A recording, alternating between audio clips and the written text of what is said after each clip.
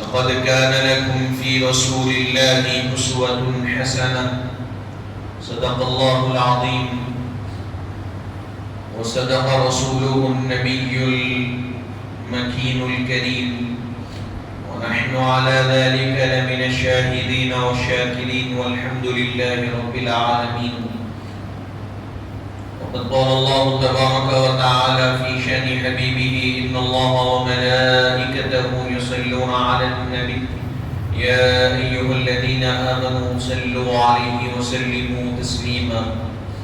اللهم صل على سيدنا ومولانا محمد النبي الأمي العالي الحبيب القدر العظيم الجاه، وعلى آله وأصحابه وبارك وسلم صلاة وسلاما عليك يا رسول الله، وعلى آلك وأصحابك يا نبي الله صلى الله تعالى عليه وسلم. حاضرین و سامعین اکرام، السلام علیکم ورحمۃ اللہ وبرکاتہ۔ اللہ تبارک و تعالیٰ کا بے پناہ فضل و کرم ہے کہ اللہ رب العزت نے ہم تمام کو آقا کریم رؤوف الرحیم سید عالم نور مجسم گلشن ہستی کی اولین فصل بہار، درستان نبوت کے آخری تاجدار، رحمت للعالمین سیدنا محمد رسول اللہ صلی اللہ علیہ وآلہ وسلم کی امت بابرکت میں پیدا فرمایا ہے، اور اللہ تبارک و تعالیٰ کا احسان عظیم ہے کہ اس نے اس پرفتن اور پرآشوب دور میں سواد اعظم اہل السنہ والجماعہ کے عقائد سے وابستہ اور اس پر قائم و دائم فرمایا ہے۔ بارگاہ یزدی میں جمع ہے، دعا کرتے ہیں کہ مولا تعالی ہم کو اور ہماری آنے والی نسلوں کو تا صبح قیامت اہل سنت والجماعت کے عقائد پر قائم و دائم فرما۔ حاضرین محترم،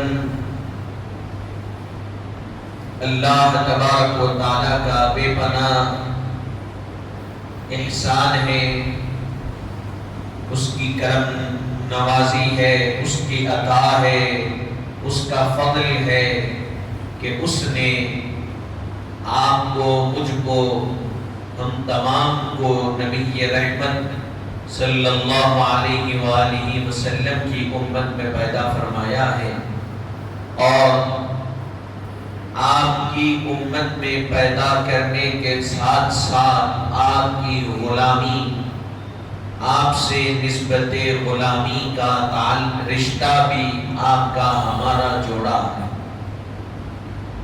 عزیزان محترم، چونکہ ماہ سفر المظفر اپنے اختتامی مراحل کی طرف رواں ہے، اور اس کے بعد جو مہینہ آنے والا ہے ماہ ربیع النور کا مہینہ آنے والا ہے، آپ اور ہم جانتے ہیں کہ یہ وہ مہینہ ہے کہ جس میں نبی رحمت صلی اللہ علیہ وآلہ وسلم کی ولادت مبارکہ ہوئی۔ اگر یہ مہینہ نہیں ہوتا تو پھر کوئی اور مہینہ ہم کو نصیب ہی نہیں ہوتا۔ یہ مہینہ نہ ہوتا، اس مہینے میں آنے والی ہستی نہ ہوتی تو دنیا ہی کو اللہ وجود نہیں بخشتا۔ بہرحال سال گزشتہ آپ اور ہم حضور کریم صلی اللہ علیہ وآلہ وسلم کی سیرت مبارکہ کی اہم واقعات کی طرف روشنی ڈالنے کی ہم نے کوشش کی تھی۔ تو اس جمعہ سے ربیع الاول کے آخری جمعہ تک بھی ہم یہ کوشش کریں گے کہ ربیع النور کی آمد کے تصدق حضور کی سیرت مبارکہ پر ہم روشنی روشنی ڈالے اور حضور کی سیرت مبارکہ کے واقعات سے ہم اپنے آپ کے علم میں اضافہ کرنے کی کوشش کریں، جس کے ذریعے سے اللہ تعالی ہمارے قلوب کو منور فرمائے اور ہماری زندگیوں میں انقلاب پیدا فرمائے۔ حاضرین محترم، سال گزشتہ آپ اور ہم مکی زندگی کے احوال، اعلان نبوت اور شیب ابی طالب اور معراج النبی اور اس کے بعد کی چند واقعات اور آپ کی زندگی کو سماعت کیا تھا۔ حضور کی ولادت مکے میں ہوئی اور 53 سال آپ نے مکہ مکرمہ میں گزارے۔ یہ ذہن میں رکھنا، یہ بالکل ایسی چیزیں ہیں جو کہ بیسک ہے، بنیادی ہے، جس کا جاننا ہمارے لیے ضروری ہے۔ حضور کی ولادت مکے میں ہوئی، 12 ربیع الاول کو ہوئی، اور ولادت سے لے کر 40 سال تک اعلان نبوت فرمانے تک، یہ ذہن میں رکھنا، 40 سال میں آپ نے نبوت کا اعلان کیا۔ یہاں بعض حضرات مغالطہ دینے کی کوشش کرتے ہیں، لوگوں کو یہ عقیدہ دینے کی کوشش کرتے ہیں کہ 40 سال کی عمر میں نبوت ملی، تو یہ ذہن میں رکھیے کہ نبوت کا ملنا اور ہے، نبوت کا اعلان کرنا اور ہے۔ نبوت کے ملنے کے بارے میں آپ کے اور ہمارے نبی فرماتے ہیں کہ میں اس وقت بھی نبی تھا جب حضرت آدم علیہ السلام کا مجسمہ بنانے کے لیے جو مٹی گوندی جا رہی تھی، مٹی اور پانی نہیں ملے تھے، اس وقت بھی میری نبوت تھی۔ یہ اللہ تبارک حضرت محدث دکن نے اس کو واضح طور پر بیان فرمایا کہ اللہ تعالی نے اپنے نور سے حبیب رحمت کے نور مبارکہ کو پیدا فرمایا صلی اللہ علیہ وآلہ وسلم، اور آپ کے نور سے تمام انبیاء کی ارواح مارزے وجود میں آئی اور تمام مومنین کی ارواحوں کو وجود اللہ نے بخشا۔ تو اصل جو ذات مبارکہ ہے وہ حبیب رحمت صلی اللہ علیہ وآلہ وسلم کی نور مبارکہ اور ذات مبارکہ۔ تو آپ کی نبوت کب تھی؟ تو یہ ذہن میں رکھیے، اس وقت بھی آپ کی نبوت تھی جب نہ کوئی مقام تھا، نہ کوئی مکان تھا، نہ وقت تھا، نہ کوئی اور چیز تھی، اس وقت بھی آپ کے ہمارے نبی کی نبوت تھی۔ یہ اور بات ہے کہ نبوت تو اول سے ہے، پہلے سے ہے۔ اللہ تعالیٰ نے جب اپنے نور سے حضور کے نور کو پیدا فرمایا تب سے نبوت ہے، لیکن اس کا اظہار مکے میں ولادت کے 40 سال بعد حضور نے فرمایا۔ تو یہ ذہن میں رکھنا، اگر کوئی کہے کہ حضور کو 40 سال میں نبوت ملی تو ان کو دعوت فکر دینا کہ ذرا غور کرو کہ اگر 40 سال میں نبوت ملی تو پھر وہ کون تھے جس کے ذریعے سے آدم کی توبہ قبول ہوئی؟ وہ کون تھے جس کے ذریعے سے نوح کی کشتی جودی پہاڑ پر رکی؟ وہ کون تھے جس کے ذریعے سے ابراہیم پر آگ ٹھنڈی ہوئی؟ وہ کیا تھا جس کے ذریعے سے اسماعیل کے گلے پر چھری نہیں چلی؟ علماء فرماتے ہیں حضرت آدم علیہ نبینا علیہ السلام کی دعا قبول ہوئی تو حضور کے ناموس کے تصدق ہوئی۔ حضرت نوح کی کشتی جودی پہاڑ کی چوٹی پر روکی، نور مصطفیٰ کے تصدق ہوگی۔ حضرت ابراہیم پر آگ ٹھنڈی ہوئی تو نور مصطفیٰ کے تصدق ہوئی، اور حضرت اسماعیل کے گلے پر چھری نہیں چلی تو اس لیے کہ آپ کی پیشانی میں حضور کا نور مبارکہ تھا۔ تو جس کی پیشانی میں نور مصطفیٰ ہے وہ تمام چیزوں سے محفوظ ہے، اس لیے کہ دنیا کو بتانا مقصود ہے کہ ان ہستیوں کا جو مقام ہے وہ اس لیے بلند ہے، اس لیے بلند ہے کہ ان کے اندر جو نور ہے وہ بلند مقام والا، وہ اعلیٰ مقام والا ہے، اور اسی نور کے تصدق ان ہستیوں کو بلند مقام عطا ہوتا رہا، عطا اللہ کرتا رہا۔ بہادرین محترم، بہرحال 53 سال نبی رحمت صلی اللہ علیہ وآلہ وسلم کی جو زندگی مکی ہے، یہ صبر کا دور رہا۔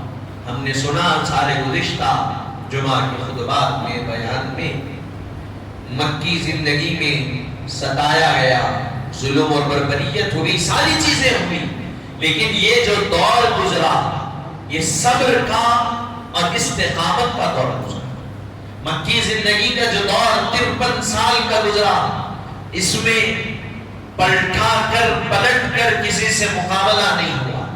اس دور میں کوئی جنگ نہیں ہوئی، اس دور میں کوئی اور معاملہ پیش نہیں آیا، بس اس دور میں یہ حکم تھا کہ صبر کرو، صبر کرو، صبر کرو۔ صبر کیا گیا۔ اس کا مطلب یہ نہیں کہ کوئی یہ مطلب ہرگز اور قطعی نہ نکالے کہ حضور مجبور تھے اسی لیے مکے کو چھوڑے، حضور مظلوم تھے اسی لیے مکے کو چھوڑنا پڑا، یہ مطلب نکالنا غلط ہے۔ اب آپ سنیں گے آگے واقعات میں۔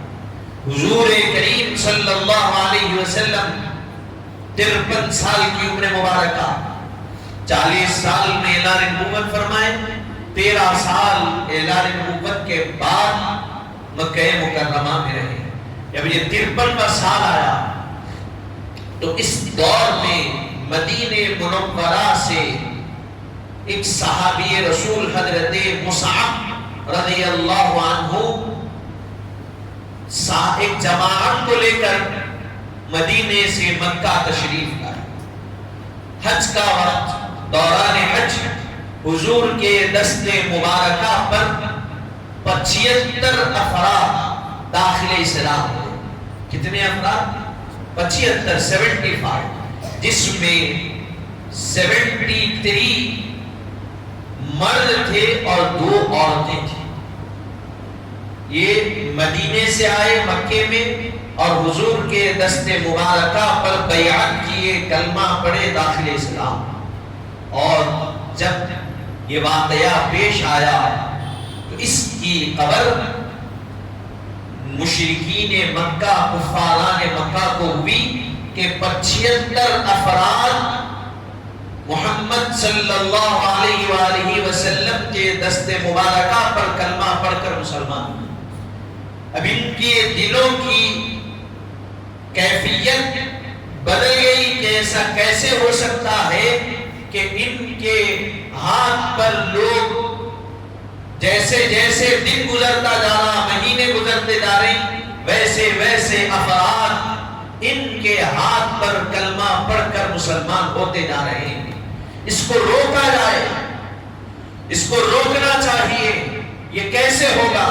تو مکے میں ایک میٹنگ بیٹھی، ایک میٹنگ ہوئی جس میں ہر قبیلے کے کفار اور مشرکین جمع ہوئے، اور یہ میٹنگ، یہ اجلاس کس لیے منعقد ہو رہا؟ دین اسلام کو روکنے کے لیے منعقد کیا گیا۔ اس میں ابو جہل بھی ہے، ابو لہب بھی ہے، عتبہ بھی ہے، شیبہ بھی ہے، اور بڑے بڑے کئی لوگ اس میں شریک ہیں، نام پر مشرکین۔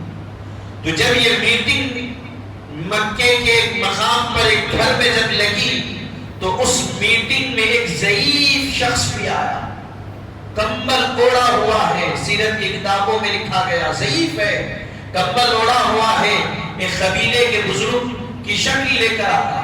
جب میٹنگ جمی تو ایک مشورہ دینے والے نے مشورہ دیا کہ دیکھو، محمد صلی اللہ علیہ وسلم جب تک یہاں پر ہے، جو کوئی ان سے گفتگو کرے گا اور ان کے قریب ہوگا، وہ ان کے دین کو اپنائے بغیر نہیں رہ سکتا۔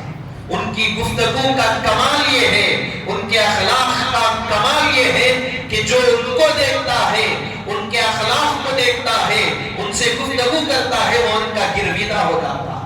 تو بہتر یہ ہے کہ ہم مکے سے معاہدہ کر کے محمد صلی اللہ علیہ وسلم کو یہاں سے دور بھیج دیں گے تاکہ وہ دور چلے جائے اور ہمارے آبائی دین کو کوئی نقصان نہ ہو ان کے ذریعے سے۔ ایک مشورہ دیا تو دوسرے نے کہا کہ دیکھو، دور تو ہم بھیج دیں گے، لیکن وہ جہاں جائیں گے کہ شمع جہاں جاتی ہے پروانے خود وہاں چلے جاتے ہیں، جہاں شمع جلتی ہے وہاں پروانے آ جاتے ہیں، تو یہاں سے تو ہم دور کر دیں گے، لیکن وہ جہاں جائیں گے وہاں لوگ جا کر ان کے ہاتھ پر بیعت کر کے مسلمان ہوتے جائیں گے۔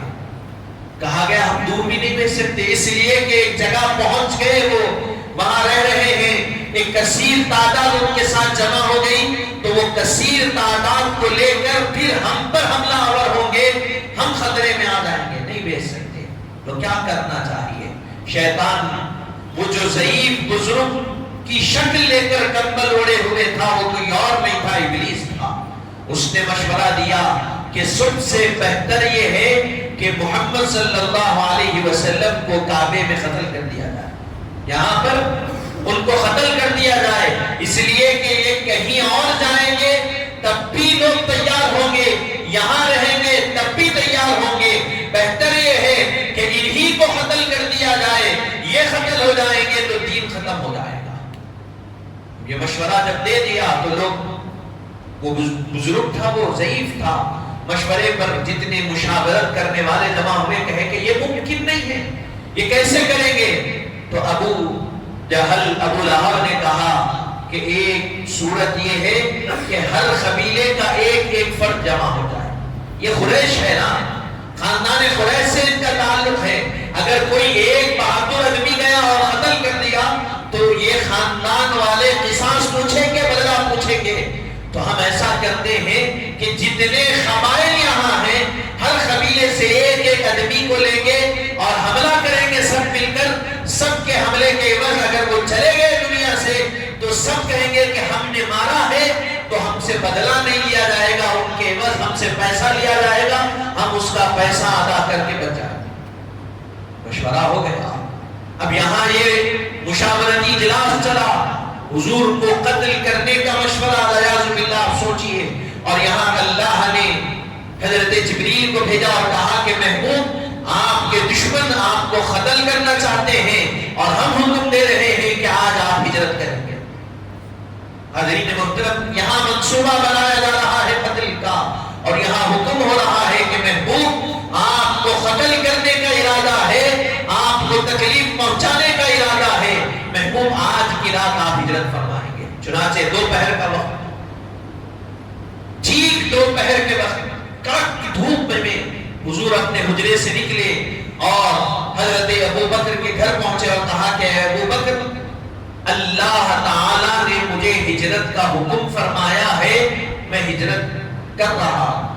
حضرت صدیق اکبر نے فرمایا یا رسول اللہ، آپ ہجرت فرما رہے ہیں تو مجھے بھی ساتھ لے لیجئے، میرے ماں باپ آپ پر قربان، یا رسول اللہ مجھے بھی ساتھ لے لیجئے۔ فرمایا کہ اے ابو بکر، تم کو ساتھ چلنا، تم میرے ساتھ۔ یہ واقعہ ہوگا، اس سے پہلے حضور، یہ واقعہ ہونے سے پہلے جب 75 افراد مسلمان ہو گئے تو ان کے ساتھ کچھ صحابہ کرام کو مدینہ بھیج دیے تھے، کیونکہ مکے کے حالات خراب ہوتے جا رہے تھے، دن پر دن ظلم بڑھتا گیا، بربریت بڑھتی گئی، صحابہ کو مکے کے مشرکین تکلیف دینے لگے، مارنے لگے، پیٹنے لگے، تو صحابہ کرام کو مکے کے حضور نے کہا کہ تم مدینے کی طرف ہجرت کرو، وہاں سکون ہے، آرام ہے، امن ہے۔ تو سب سے پہلے مدینہ پہنچنے والے حضرت ابو سلمہ رضی اللہ عنہ ہیں، جو سب سے پہلے مکے سے ہجرت کیے اور مدینہ پہنچے۔ بہرحال حضور کو حکم ملا تو دوپہر کے وقت حضور حضرت صدیق اکبر کو کہہ دیے اور گھر تشریف لا لیے۔ اب یہاں مشرکین کی جماعت جو مشورہ ہوا تھا تو وہ مشورے کے تحت ہر قبیلے سے ایک ایک فرد مل کر 40 افراد جمع ہوئے۔ کتنے؟ 40 لوگ جمع ہوئے۔ یہ سب حضور کے گھر کے پاس آ گئے اور آ کر حضور کے گھر کا محاصرہ کر لیا۔ رات کے وقت حضور کے گھر کو گھیر لیا کہ اب جب کبھی بھی محمد صلی اللہ علیہ وسلم گھر سے باہر آئیں گے ان پر حملہ کریں گے اور ان کو قتل کر دیں گے۔ الیاذ باللہ، اس ارادے کے ساتھ کیا کیا؟ گھر کا گھیراؤ کر لیا، گھیر لیا۔ 40 کافر ہیں اور سب کے ہاتھ میں تلوار۔ حضور کریم صلی اللہ علیہ وآلہ وسلم نے اپنے گھر میں حضرت علی کو بلایا اور کہا کہ علی آج تم کو میرے بستر پر آرام کرنا، آج آپ میرے بستر پر آرام کریں گے۔ حضرت علی رضی اللہ عنہ نے کہا حضور آپ کا حکم، پھر ارشاد فرمایا کہ آپ میرے بستر پر سوئیں گے، یہ امانتیں میرے پاس ہے، صبح اٹھنا یہ امانتیں جس کی فلاں کی ہے ان تک پہنچانا، پھر مدینے میں آ کر ہم سے ملاقات کرنا۔ حضرت علی نے کہا کہ حضور جو آپ کا حکم ہے وہ قبول ہے۔ بہرحال حضرت علی رضی اللہ عنہ بستر پر لیٹ گئے، اور جب حضرت علی رات کا وقت آیا بستر پر لیٹے تو سیرت کی کتابوں میں لکھا گیا اللہ تعالیٰ نے حضرت جبریل اور حضرت میکائیل کو حکم دیا کہ جاؤ حضرت علی کی حفاظت کرو، یہ میرے حبیب کا جانشین اپنی جان کی پرواہ کیے بغیر حضور کے بستر استراحت پر لیٹ گیا ہے۔ حضرت جبریل آئے، حضرت علی کے سرانے ٹھہر گئے اور حضرت میکائیل حضرت علی کے قدموں کے پاس ٹھہرے۔ اس طرح پوری رات یہ دو فرشتے آپ کی حفاظت کرتے رہے۔ یہاں حضور اپنے گھر سے نکلے اور سورہ یاسین کی آیتوں کی تلاوت کرنے لگے۔ وَجَعَلْنَا مِن بَيْنِ أَيْدِيهِمْ سَدًّا وَمِن خَلْفِهِمْ سَدًّا فَأَغْشَيْنَاهُمْ فَهُمْ لَا يُبْصِرُونَ۔ روایتوں میں آیا یہ آیت، بعض روایتوں میں بتایا گیا سورہ یاسین کی ابتدائی آیتوں کی تلاوت کریں۔ اب ذرا یہاں سوچئے 40 افراد حضور کے گھر کا محاصرہ کیے ہوئے، اب وہ 40 افراد کے درمیان سے حضور کو جانا، کوئی اور راستہ نہیں ہے، اسی کے درمیان سے جانا۔ اب اور کوئی سوئے بھی جاگ رہے ہیں، ہوشیار ہے، دروازے پر ٹک ٹکی باندھ کر نگاہیں لگا کر بیٹھے ہوئے ہیں کہ جب دروازہ کھلے گا اور کوئی باہر نکلیں گے تو حملہ کریں گے اور محمد عربی کو قتل کر دیں گے صلی اللہ علیہ وآلہ وسلم۔ آپ بولیے آج آپ کے گھر پہ رات کے وقت 10 پولیس والے آگے تو آپ نکلتے گھر سے، کیا حال ہوتا آپ کا؟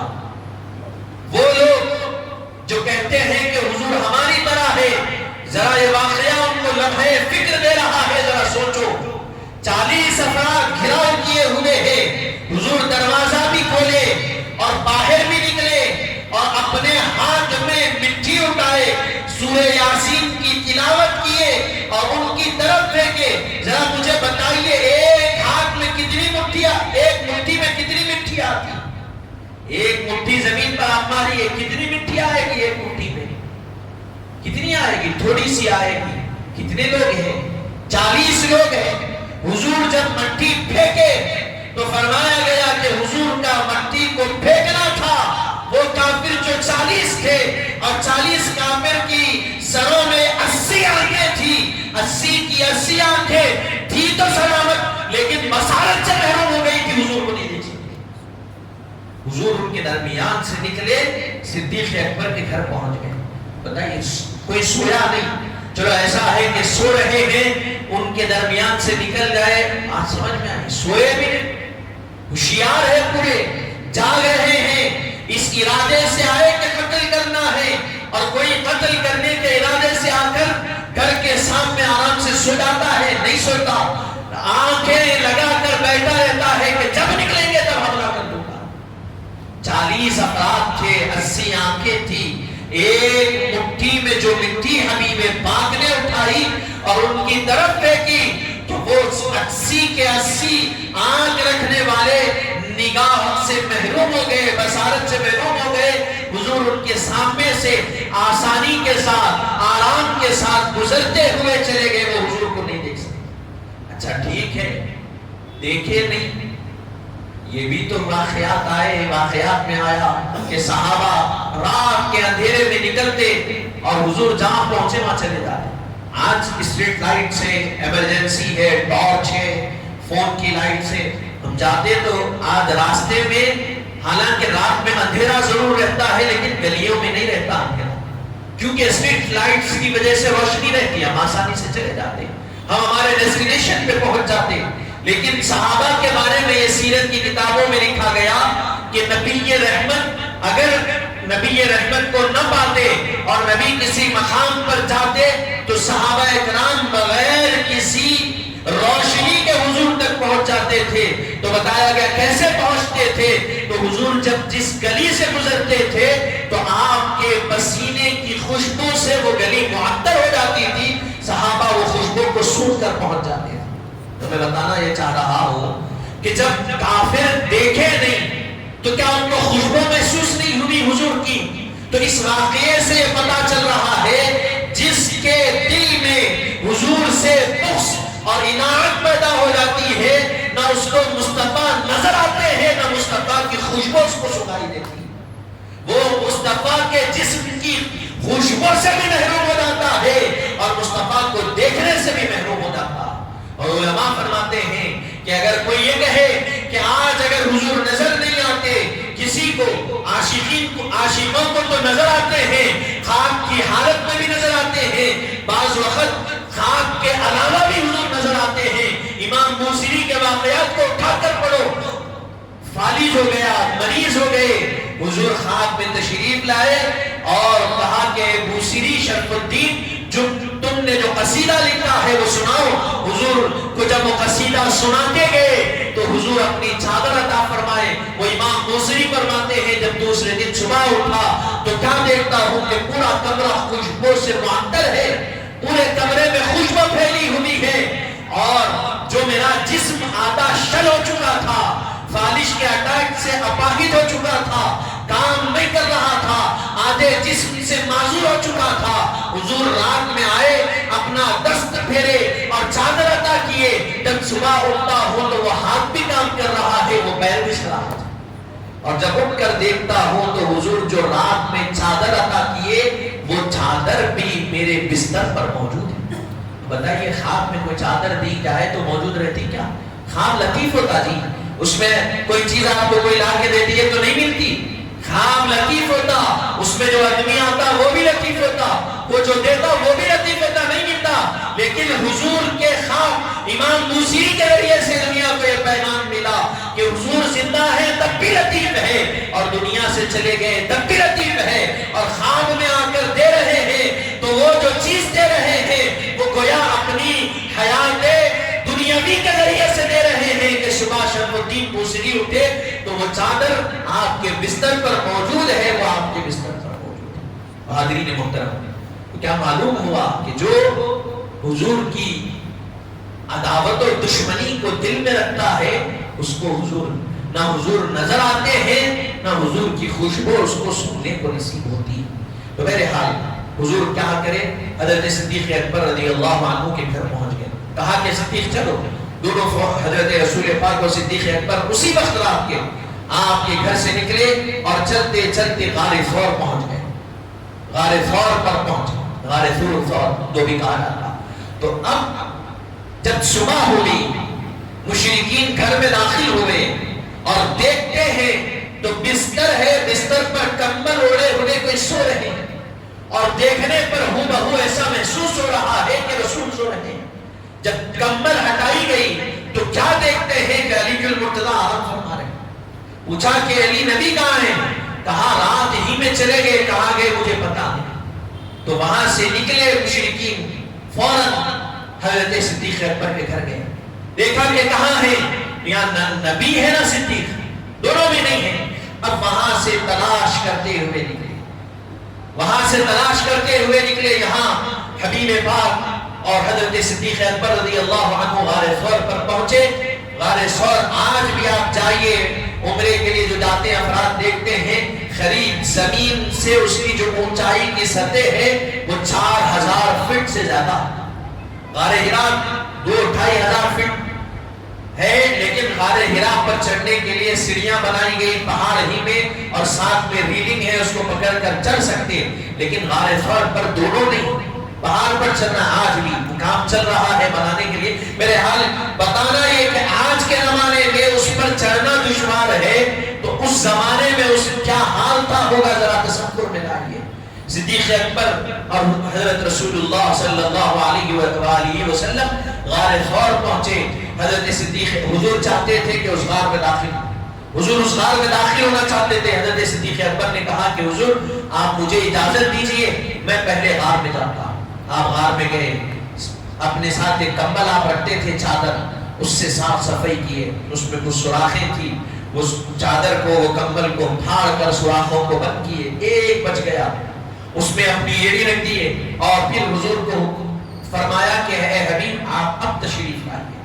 حضور تشریف لائے اور حضرت صدیق اکبر رضی اللہ عنہ کی گود میں اپنا سر رکھ کے آرام فرمایا۔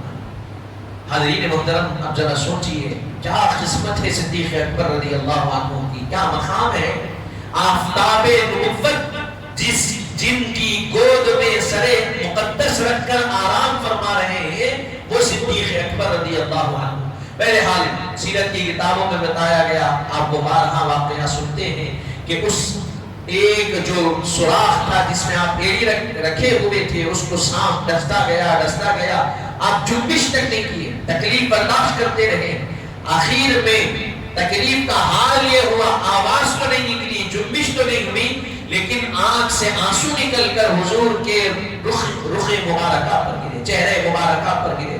حضور اٹھے اور پوچھا کہ صدیق اکبر ہے ابو بکر کیا ہوا؟ کہا کہ حضور کوئی چیز ہے، سانپ ہے، ڈس رہا ہے۔ حضور نے فرمایا کہ پیر ہٹاؤ، وہ سانپ نکلا چلا گیا۔ حضور اپنا لعاب دہن آپ کے قدموں پر لگائے، وہ قدم کے نشان، وہ جو زہر سانپ کا تھا وہ ختم ہو گیا۔ اب یہاں مشرکین تلاش کرتے کرتے غار ثور تک پہنچے۔ کیسے پہنچے؟ ایک نقطہ آپ کے نظر کر رہا ہوں، سنبھال کے رکھیے، عقیدے کی بات ہے اور عقیدت کی بات ہے۔ آپ اور ہم چلتے ہیں تو زمین نرم ہے تو پیر کے نشان بنتے، زمین نرم ہے تو آپ کے میرے پیر کے نشان زمین پہ بن جاتے، اور سخت زمین پر چلے تو نشان بنتے نہیں بنتے۔ لیکن نبی کا کمال یہ ہے کہ جب آپ نرم زمین پر چلتے تو نشان نہیں بنتے، سخت زمین پر چلتے تو آپ کے نشان بن جاتے قدموں کی۔ تو گویا یہ ایک نقطہ بتا رہا ہے کہ جس کے نشان نرم زمین پر بنے، یعنی کیچڑ والی زمین پر بنے، وہ امتی ہے، اور جس کا نشان قدم کا سخت اور پتھریلی پہاڑ کی زمین پر بن جائے وہ نبی ہے محمد صلی اللہ علیہ وسلم۔ یہ کیسے آئے؟ حضور کے قدموں کو دیکھتے دیکھتے مشرکین غار ثور تک پہنچے۔ 3 دن 3 رات غار ثور میں حضور اور حضرت صدیق اکبر قیام فرمائے۔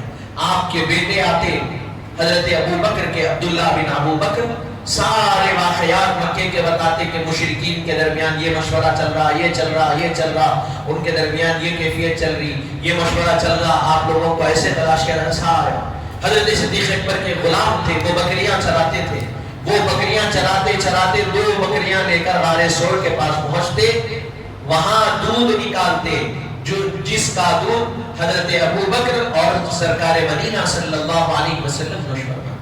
تو حاضرین محترم، یہ قدموں کو تلاش کرتے کرتے غار ثور تک پہنچ گئے۔ صدیق اکبر اور رسول اللہ اندر ہے غار ثور کے، آرام فرما رہے ہیں حضور۔ آواز آئی مشرکین کی، حضرت صدیق اکبر تھوڑا سا ڈرے اور کہا کہ یا رسول اللہ مشرکین آ گئے۔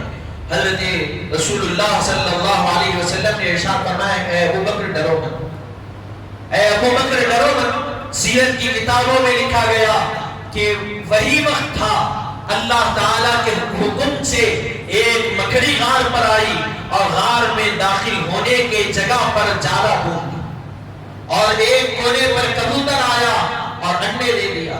جب مشرکین غار کے پاس آئے تو انہوں نے غار کو دیکھا تو غار پر جالا بنا ہوا ہے، غار کے کونے پر انڈے دیے ہوئے ہیں، تو انہوں نے کہا کہ اگر یہ غار میں اگر کوئی ہوتا تو یہ جالا ٹوٹتا، کوئی ہوتا تو انڈے پھوٹ جاتے۔ گویا انڈے اور جالا بتا رہا ہے کہ یہ غار میں کوئی نہیں ہے۔ اللہ تعالیٰ ایسے طریقے سے نبی رحمت اور صدیق اکبر کی حفاظت فرمائے۔ اب سوچئے، ایک مکڑی کے جالے کے ذریعے سے اللہ نے حفاظت فرمائی اور پیغام دیا کہ وہ اللہ جب حفاظت کرنا چاہتا ہے تو وہ جیسا چاہتا ہے حفاظت کر لیتا۔ حاضرین محترم، بہرحال 3 دن کے بعد وہاں سے نکلے، اور یہ مکے سے نکلے 1 تاریخ کو، مدینہ پہنچے 12 ربیع الاول کو حضور۔ یہ بھی کمال دیکھیا، 1 ربیع الاول کو نکلے، یہاں 3 دن رکے نکلے. پھر اس کے بعد راستے میں خاتون رہتی تھی جس کا کام یہ تھا کہ مکے سے مدینہ، مدینے سے مکہ جانے والوں کی وہ ضیافت کیا کرتی، کھانا کھلایا کرتی، وہ جتنا اس کے پاس ہوتا. بھئی ہر حضور اس کے پاس جب پہنچے تو اس نے کہا کہ میں آپ کی ضیافت کرنا چاہتی ہوں. حضور نے دیکھا تو ایک کمزور بکری ہے اس کے پاس، کمزور بکری ہے جس کے پاس دودھ نہیں ہے، کچھ نہیں ہے، کمزور ہے. کہا کیسے ضیافت کریں گے؟ کہا یہ بکری ہے، یہ جتنا دودھ دے گی اس کے ذریعے سے ضیافت کرو. حضور نے کہا کہ اچھا ٹھیک ہے. حضور نے اپنا دست رحمت اور دست شفقت اس بکری پر پھیرا. اس بکری پر چوہی حبیب رحمت نے اپنا دست شفقت پھیرا. وہ بکری جو کمزور تھی، وہ بکری جس کے تھنوں میں دودھ ذرا برابر تھا، اب وہ بکری تندرست و تازہ ہو گئی اور اس کے تھن دودھ سے بھر گئے. اور اس بکری کے بارے میں سیرت میں لکھا گیا کہ یہ بکری حضرت عمر کے دور میں جب قحط پڑا، سارے بکریاں، سارے جانور، سارے مویشی اس حال پر پہنچ چکے کہ ان سے قطرہ برابر بھی دودھ نہیں نکل رہا قحط کی وجہ سے، لیکن یہ بکری اس دور میں بھی تھی اور اس بکری کے تھنوں میں دودھ اسی طرح تھا جس طرح نبی رحمت نے اپنا دست شفقت پھیرے وقت موجود. تو گویا بتایا گیا کہ جس چیز کو نبی کے رحمت کا دست مبارک لگ جائے، وہ چیز صدیاں گزر جائے، اللہ اس میں برکت رکھتا. آج ہم غار ثور، غار حرا سے کیوں عقیدت کرتے ہیں؟ غار ہی ہے، یوں گئے داخل ہوئے، تھوڑا سا مقام ہے، کیا ہے؟ لیکن سنیوں سے پوچھو، ہمارا عقیدہ یہ ہے کہ یہی سب کچھ ہے، یہ بڑے مقام والا ہمالیہ. آج دنیا کہتی ہے کہ دنیا کا منفرد پہاڑ ہے، ہم کہتے ہیں ایسے 1000 ہمالیہ غار ثور پر قربان ہے، اس لیے کہ ہمالیہ تو نسبت خوبصورتی سے ہے اور غار ثور کو نسبت حضور کے قدموں سے، غار حرا کو نسبت حضور کے قدموں سے ہے، ہم اسی لیے ان سے محبت کرتے ہیں. حاضرین محترم، وہاں خیام کیے. پھر اس کے بعد مدینہ منورہ، قبا، حضور جہاں پہنچے قبا، اور سب سے پہلے جو مسجد کی آپ نے تعمیر فرمائی، مسجد قبا کی حضور مدینہ، ابھی مدینے سے تھوڑا سا فاصلے پر ہے، وہاں اس مسجد کی تعمیر فرمائی. خود حضور اس کے پتھریں اٹھاتے، لاتے، صحابہ بھی لاتے، حضور بھی لاتے.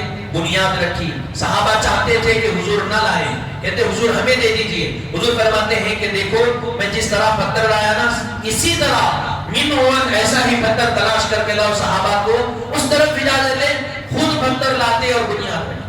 وہاں پر نماز پڑھی اور اس کی فضیلت کیا بیان فرمائی معلوم ہے؟ حضور نے ارشاد فرمایا جو کوئی شخص اپنے گھر سے غسل کر کے مسجد قباء کو آتا ہے، 2 رکعت نماز پڑھتا ہے، اللہ تعالیٰ اس کو مقبول عمرے کا ثواب عطا فرماتا. فضیلت بیان. 14 دن تک حضور مسجد قباء کے پاس قیام فرمائے، مسجد قباء کے پاس رہے. پھر اس کے بعد جمعہ کے دن صبح فجر کے بعد مدینے کی طرف روانہ ہوئے. راستے میں قبیلہ تھا، وہاں پر نماز جمعہ ادا کی. اس قبیلے کی مسجد میں آج بھی وہ مسجد موجود ہے، مسجد جمعہ کے نام سے وہ مسجد موجود ہے. پھر وہاں سے نکلے مدینہ پہنچے. جب مدینہ پہنچے تو فرمایا گیا سیرت میں حال یہ تھا کہ سیدھی قباء سے مدینے تک دونوں طرف لوگوں کی قطار لائن لگی ہوئی ہے اور حضور درمیان سے گزر رہے ہیں. عورتیں اپنے گھروں کی چھتوں پر آ کر حضور کو دیکھنے کے لیے ٹھہری ہوئی ہے. جب حضور گزر رہے ہیں تو مدینے کی بچیاں دف بجاتے ہوئے کلام کرتی ہے، طلع البدر علینا من ثنیات الوداع وجب الشکر علینا ما دعا للہ داعی. یہ کلام پڑھتے ہوئے حضور کا استقبال کیا گیا. حضور تشریف لائے، اونٹنی پر سوار تھے. حضور جب پہنچے ہر کوئی چاہتا تھا کہ حضور میرے گھر میں قیام فرمائیں، حضور ہمارے گھر میں رکے، حضور ہمارے گھر میں رکے. حضور نے ارشاد فرمایا کہ جو صحابہ راستہ دو، میری اونٹنی کو راستہ دو. میری اونٹنی جس مقام پر، جس جگہ پر جا کر بیٹھے گی میں اس کے گھر میں قیام کروں گا. حضور فرماتے ہیں کہ ہم ان کے گھر میں قیام کریں. حاضرین محترم، بہرحال یہ یہاں تک کے واقعہ. پھر ان کے گھر میں وہ 2 منزلہ گھر تھا، اور وہ بھی کیسا تھا تو اس کی بھی ایک تاریخ ہے، بڑے اس کے متعلق بھی واقعات بیان کیے گئے. انشاءاللہ آئندہ جمعے کو سماعت کریں گے. آخری بات عرض کرتے ہوئے اپنی بات کو تمام کر رہا ہوں. جب حضور قبیلے بنو نجار سے ان کا تعلق تھا، جب حضور آپ کے گھر تشریف لے گئے تو وہاں کی جو بچیاں تھیں انہوں نے عربی میں اشعار پڑھتے ہوئے حضور کا استقبال کیا. حضور کو اتنا پسند آیا وہ اشعار. حضور نے پوچھا کہ کیا تم مجھ سے محبت کرتی ہو؟ اے بچیوں کیا تم مجھ سے محبت کرتی ہو؟ ان بچیوں نے کہا اللہ کی قسم ہم آپ سے محبت کرتے ہیں، بیت زبان ہو کر. حضور نے ارشاد فرمایا اے بچیوں سنو، اللہ کی قسم میں تم سے محبت کرتا ہوں، میں تم سے محبت کرتا ہوں، میں تم سے محبت کرتا ہوں. حاضرین محترم، اس طرح مدینہ منورہ کی قسمت جگمگا اٹھی. وہ مدینہ جس کو آپ کی آمد سے پہلے یثرب کہا جاتا تھا، حضور کے قدم پڑے، اللہ تبارک و تعالیٰ نے اس کی قسمت کو جگمگا لیا، اس کی قسمت چمک گئی، اس کے مقدر سنور گئے. آج اس مدینے کو مدینہ طیبہ کہا جاتا ہے، اور یہ عقیدتوں اور محبتوں کا مرکز بنا ہوا ہے. اور وہ مقام، وہ جگہ جہاں حضور آرام فرما رہے ہیں، علماء فرماتے ہیں متفقہ طور پر وہ مقام، وہ جگہ آج بھی اور قیامت تک آنے والوں کے لیے علماء پیغام دیتے ہیں کہ وہ مقام، وہ جگہ عرش معلی سے بھی افضل ہے، کیونکہ اس مقام، اس جگہ پر حضور آرام فرما رہے ہیں. حاضرین محترم، انشاءاللہ تعالی یہاں سے جو اور واقعات ہے انشاءاللہ تعالی ہم اس کو آئندہ جمعہ سماعت کریں گے. دعا گو ہیں کہ مولا تعالی جو کچھ کہا گیا سنا گیا، کہنے سننے سے زائد اللہ عمل کی توفیق عطا فرمائے. کہنے سننے سے مدد سمجھانے میں کوئی غلطی کوتاہی ہو تو اپنے رحم اور کرم سے معاف فرما. بحرمتی سید الانبیاء